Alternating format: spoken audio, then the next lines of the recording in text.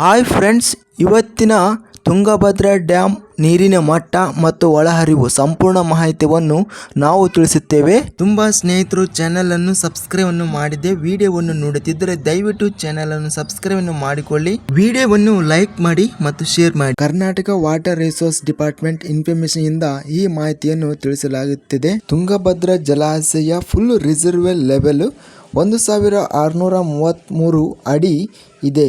ಇದಕ್ಕೆ ಇಂದು ಪ್ರಸ್ತುತ reservoir level 1632.14 ಅಡಿ ನೀರು ಏರಿಕೆ ಕಂಡಿದೆ.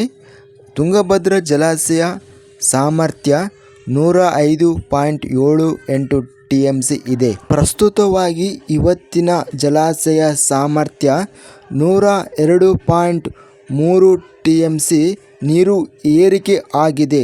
ಇವತ್ತಿನ ನೀರಿನ ಒಳಹರಿವು 84,696 ಕ್ಯೂಸೆಕ್ಗಳು ನೀರಿನ ಒಳಹರಿವು ಇನ್ಫ್ಲೋ ಆಗಿದೆ ಮತ್ತು ನೀರಿನ ಹೊರಹರಿವು 55,227 ಕ್ಯೂಸೆಕ್ಗಳು ನೀರನ್ನು ಬಿಡುಗಡೆ ಮಾಡಲಾಗಿದೆ.